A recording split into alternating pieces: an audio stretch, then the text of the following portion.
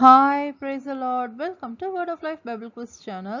இது வேத வினா விடை லூக்கா முதலாம் அதிகாரம் வசனங்கள் 1 முதல் 20 முடிய பகுதி 1. லூக்கா சுவிசேஷம் யாருக்கு எழுதப்பட்டது? தெயோப்பிலுவுக்கு. லூக்கா யாரை மகா கணம் பொருந்தியவர் என்கிறார்? தெயோப்பிலுவை. லூக்கா தெயோப்பிலுவுக்கு எப்படிப்பட்ட சங்கதிகளை எழுதுவதாக கூறுகிறார்? அவர்கள் முழு நிச்சயமாய் நம்புகிற சங்கதிகளை. எவைகளை குறித்து சரித்திரம் எழுத அநேகம் பேர் ஏற்பட்டதாக கூறுகிறார் லூக்கா?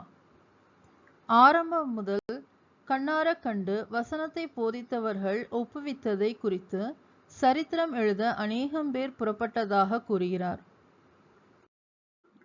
ஆதி முதல் எல்லாவற்றையும் என்ன செய்ததாக கூறுகிறார் லூக்கா? திட்டமாய் விசாரித்தறிந்ததாக கூறுகிறார். லூக்கா எதற்காக தெயோப்பிலுவுக்கு எழுதுவதாக கூறுகிறார்? தெயோப்பிலுவுக்கு உபதேசிக்கப்பட்ட விசேஷங்களின் நிச்சயத்தை அவர் அறிய வேண்டுமென்று எழுதுவதாக கூறுகிறார். அந்நாட்களில் யூதேயா தேசத்தின் ராஜா யார்? ஏரோது. ஏரோதின் நாட்களில் அபியா என்னும் ஆசாரிய வகுப்பில் இருந்த ஆசாரியன் யார்? சகரியா. சகரியாவின் மனைவி யார்? சகரியாவின் மனைவி ஆரோனுடைய குமாரத்திகளில் ஒருத்தி. அவள் பேர் எலிசபெத். சகரியாவும் அவன் மனைவியும் எப்படிப்பட்டவர்களாய் இருந்தார்கள்? அவர்கள் இருவரும் கர்த்தரிட்ட சகல கற்பனைகளின் படியேயும் நியமங்களின் படியேயும் குற்றமற்றவர்களாய் நடந்து தேவனுக்கு முன்பாக நீதியுள்ளவர்களாய் இருந்தார்கள். யார் மலடியாய் இருந்ததினால் பிள்ளை இல்லாதிருந்தது? எலிசபெத். சகரியாவும் எலிசபெத்தும் எப்படி இருந்தார்கள்?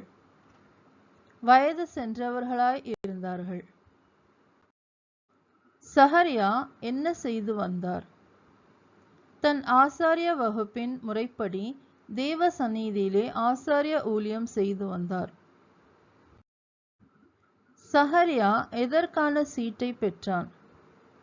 ஆசாரிய ஊழிய முறைமையின்படி அவன் தேவாலயத்துக்குள் பிரவேசித்து தூபம் காட்டுகிறதற்கு சீட்டை பெற்றான். சகரியா தூபம் காட்டுகிற வேளையில் ஜனங்கள் எல்லாரும் என்ன செய்து கொண்டிருந்தார்கள்? ஜனங்கள் எல்லாரும் கூட்டமாய் வெளியே ஜெபம் பண்ணி கொண்டிருந்தார்கள். சகரியா தூபம் காட்டுகிற வேளையில் சகரியாவுக்கு தரிசனமானது யார்? கர்த்தருடைய தூதன். கர்த்தருடைய தூதன் சகரியாவுக்கு எங்கு நின்று தரிசனமானான்? கர்த்தருடைய தூதன் தூபபீடத்தின் வலது பக்கத்திலே நின்று சகரியாவுக்கு தரிசனமானான். கர்த்தருடைய தூதனை கண்டு சகரியா என்ன செய்தான்? கர்த்தருடைய தூதனை கண்டு சகரியா கலங்கி பயமடைந்தான். சகரியாவே, பயப்படாதே, உன் வேண்டுதல் கேட்கப்பட்டது என்றது யார்? தூதன். யார் ஒரு குமாரனை பெறுவாள் என்று சகரியாவிடம் கூறப்பட்டது? சகரியாவின் மனைவியாகிய எலிசபெத். எலிசபெத் பெற்றெடுக்கும் குமாரனுக்கு என்ன பெயரிட வேண்டும் என்றான் தூதன்? யோவான். யோவானின் பிறப்பினால் சகரியாவுக்கு என்ன உண்டாகும் என்றான் தூதன்? சந்தோஷமும் மகிழ்ச்சியும் உண்டாகும் என்றான். யோவானின் பிறப்பின் நிமித்தம் அநேகர் என்ன செய்வார்கள் என்றான் தூதன்? சந்தோஷப்படுவார்கள் என்றான். யோவான் கர்த்தருக்கு முன்பாக எப்படி இருப்பான் என்றான் தூதன்? பெரியவனாயிருப்பான் என்றான். யோவான் எதை குடியான் என்றான் தூதன்? திராட்சரசமும் மதுவும் குடியான் என்றான். யோவான் தன் தாயின் வயிற்றில் இருக்கும் போதே என்ன செய்யப்பட்டிருப்பான் என்றான் தூதன். பரிசுத்த ஆவியினால் நிரப்பப்பட்டிருப்பான் என்றான். யோவான் யாரை யாரிடத்திற்கு திருப்புவான் என்றான் தூதன். யோவான் இஸ்ரவேல் சந்ததியாரில் அநேகரை அவர்கள் தேவனாகிய கர்த்தரிடத்திற்கு திருப்புவான் என்றான்.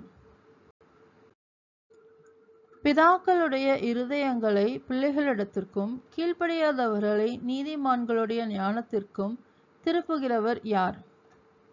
யோவான். யோவான் யாரை கர்த்தருக்கு ஆயத்தப்படுத்துவான் என்றார் தூதன். யோவான் உத்தமமான ஜனத்தை கர்த்தருக்கு ஆயத்தப்படுத்துவான் என்றான்.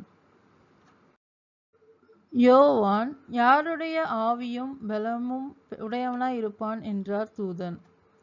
எலியா. சகரியா தூதரிடம் என்ன கூறினார்?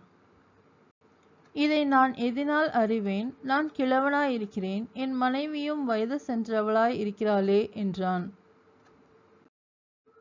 சகரியாவுக்கு நற்செய்தி அறிவிக்க அனுப்பப்பட்டு வந்த தூதன் யார்? தேவ சந்நிதானத்தில் நிற்கிற காபிரியேல் என்பவன். சகரியா எதை விசுவாசிக்கவில்லை? தகுந்த காலத்தில் நிறைவேறப் போகிற தூதனுடைய வார்த்தைகளை சகரியா விசுவாசிக்கவில்லை. சகரியா விசுவாசியாதபடியினால் எப்படி இருப்பான் என்றான் தூதன். தூதன் சொல்லியவை சம்பவிக்கும் நாள் மட்டும் சகரியா பேசக்கூடாமல் ஊமையாய் இருப்பான் என்றான். Thank you. Amen.